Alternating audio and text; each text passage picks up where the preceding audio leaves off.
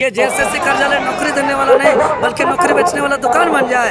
अब बोल दीजिए, सरकार बोल दे कि जेएसएससी कार्यालय नियुक्ति संस्था नहीं है, यह दुकान है, यहाँ पे नौकरी बेचा जाता है। तो बता दे, वो पुष्टि कर दे, हम लोग आंदोलन छोड़ देंगे। सरकार यहाँ के आदिवासी मूलवासी छात्रों का जो है बात नहीं किया है, किसी को नौकरी देने का काम नहीं किया है, सभी युवाओं को, नौजवानों को, आदिवासी को ठगने का काम किया है। कराने के लिए आप लोग जो है सो धरना देते हैं, कभी परीक्षा रद्द कराने के लिए धरना देते हैं। क्या लगता है ये झारखंड के छात्रों के साथ फ्यूचर के साथ खिलवाड़ है?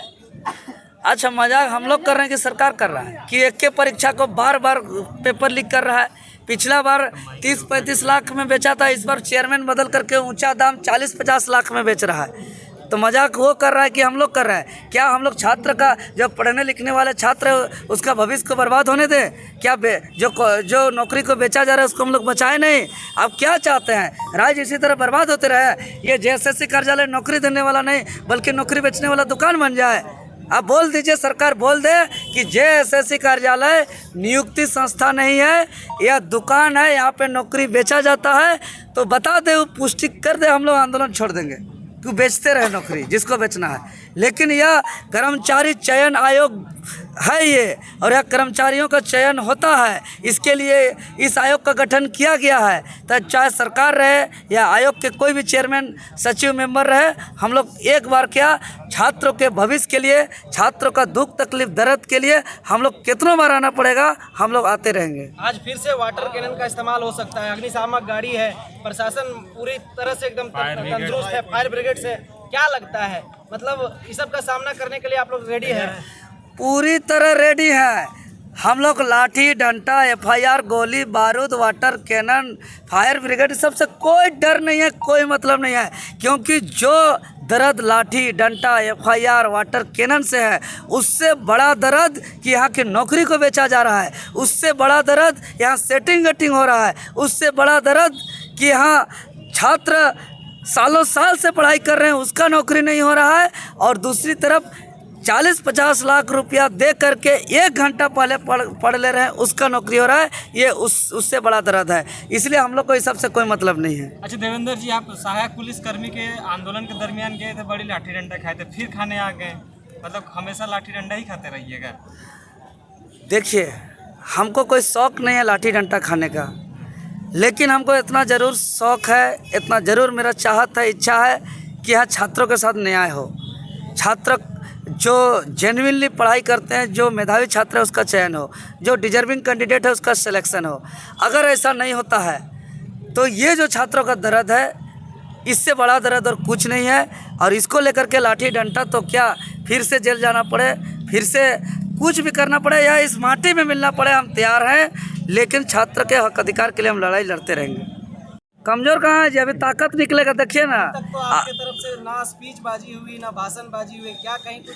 ऊर्जा को बचा के रखे हैं, आर पार का लड़ाई है, ऊर्जा को बचा करके रखे हैं। अभी ताकत दिखेगा, अभी समय ढलने दीजिए, समय बीतने दीजिए, अभी असली लड़ाई तो अब शुरू होगा। अभी देख, लोग भी, आयोग भी देख रहे हैं कि इन लोग का कितना पैसेंस है। पुलिस प्रशासन अधिकारी पदाधिकारी भी वाच कर रहा है कि लोग कितना देरी तक लड़ सकता है। और हम भी अभी तैयार हैं असली लड़ाई लड़ने के लिए अभी। और हम आपको स्पेशल फिर से रिपीट कर रहे हैं कि आज तैयार रहे आयोग 31 दिसंबर 2023 का दिन को दोहराने के लिए। फिर से वो दिन को आज हम लोग दोहराने जा रहे हैं। अभी ब्रेकेटिंग लगाया है हम लोग को रोकने के लिए। समय ढलने दीजिए, टाइम होने दीजिए। एक भी अधिकारी पदाधिकारी आयोग से बाहर नहीं निकलेंगे।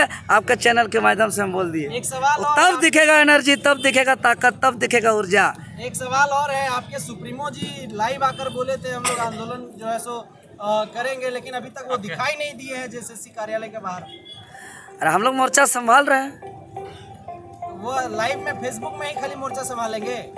देखिए, वो कार्यक्रम, अन्य कार्यक्रम में वो भी है, हम लोग मोर्चा संभाल रहे हैं। कार्यक्रम हो गया झारखंड में छात्रों को लेकर के सब लोग अपना अपना सिर्फ चेहरा चमकाने में लगे रहते हैं। आप लोग क्या कुछ कहिएगा देवेंद्र जी?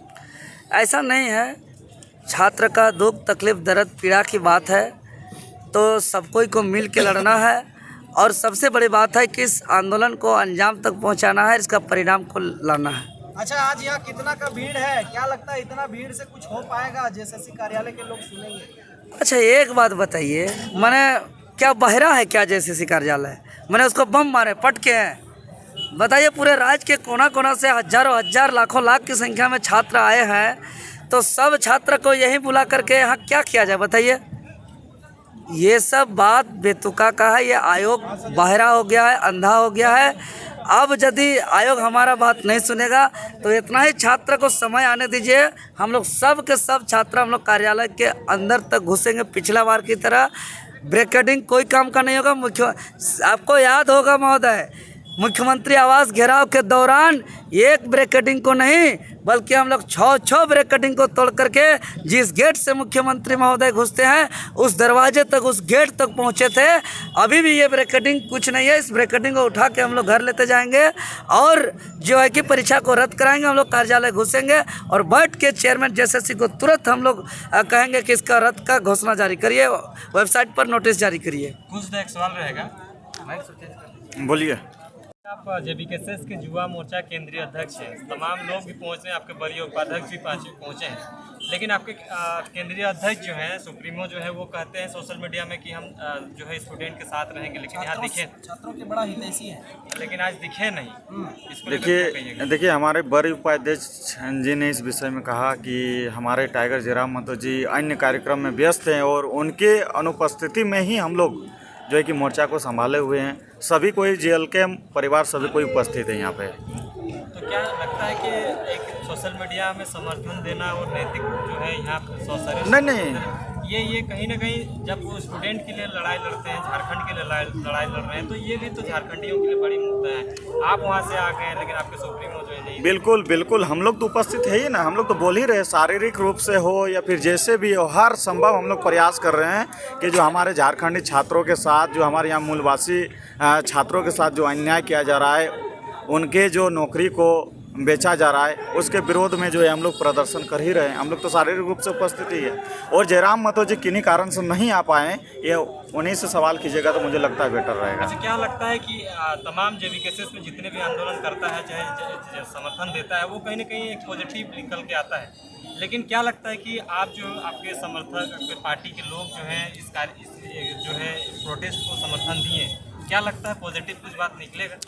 देखिए, पॉजिटिव हम लोग तो साथ खड़े हैं। पॉजिटिव अंतिम तक लड़ाई जारी रहेगा जब तक जो है कि उनके हक अधिकार नहीं मिल जाता है, उनके जो है कि जब तक उनको न्याय नहीं मिल जाता है, जब तक उनके अनुसार सही निर्णय नहीं हो जाता है, तब तक हम लोग खड़े हैं। जब तक जो है कि अधिकारी से, उच्च अधिकारी से, जो सक्षम पदाधिकारी है, उनसे वार्ता नहीं हो जाती है। और जैसे कि हमारे वरीय उपाध्यक्ष महोदय देवेंद्र नाथ महतो जी ने कहा ही है कि पेपर लीक हुआ है, धांधली हुआ है, तो हम लोग बात करने का नौबत ही नहीं है। डायरेक्ट जो है कि यहाँ पे कैंसिल किया जाए एग्ज़ाम को, बस यही मांग है हम लोग का। और कोई एक युवा होने के नाते झारखंड के आप लोग भविष्य हैं, और क्या मानते हैं आप कि झारखंड में जिस तरह से पेपर लीक होता है, उसमें से आयोग की गलती मानते हैं या झारखंड सरकार की गलती मानते हैं? देखिए, बिल्कुल मौजूदा जो सिस्टम में लोग बैठे हैं उनकी गलती मानते हैं? बिल्कुल युवा होने के नाते मैं कहना चाहता हूं कि जिस प्रकार से झारखंड राज्य 15 नवंबर 2000 में जो हमारा झारखंड राज्य अलग हुआ, आज 2024 हो गया।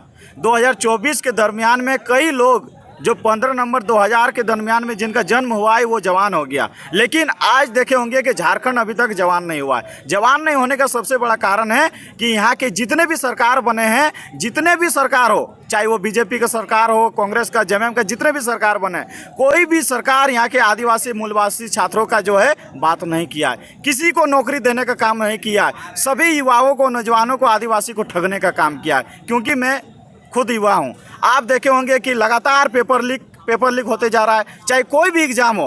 और हर एग्ज़ाम में आप देखे होंगे कि चाहे बिहार का हो, यूपी का हो, महाराष्ट्र का हो, जो है कि वो शामिल रहता है। सीजीएल का एग्ज़ाम, उससे एक दिन पूर्व शाम की घटना होती है कि पलामू पुलिस के द्वारा जो है कि 90 लाख रुपया बरामद किया जाता है। आप ही लोग के सोशल मीडिया के माध्यम से हम लोग देखे हैं, 90 लाख रुपया बरामद किया जाता है। अब बताइए वो आदमी कहाँ का है? बिहार का है। 90 लाख रुपया पकड़ाया जाता है। वो किस लिए आता है? ना नौकरी खरीदने के लिए आता है। उसके बाद इससे पूर्व जितने भी एग्जाम हुए हैं, चाहे जेपीएससी हो या फिर कोई भी एग्जाम हो, हर एग्जाम में देखे होंगे बाहर के तमाम लोग ऐसे लोग हैं जो यहाँ के झारखंडी आदिवासी मूलवासियों के नौकरी चाकरी सबको छीनने का प्रयास करता है। कहीं ना कहीं हमारे सरकार, जितने 2000 से 2024 तक जितने भी सरकार बन रहे, ये सभी लोग उन लोग के साथ संलिप्त दिखाई दे रहा है। उन्हीं के संरक्षण में ये सब कृत्य किया जा रहा है। वर्तमान में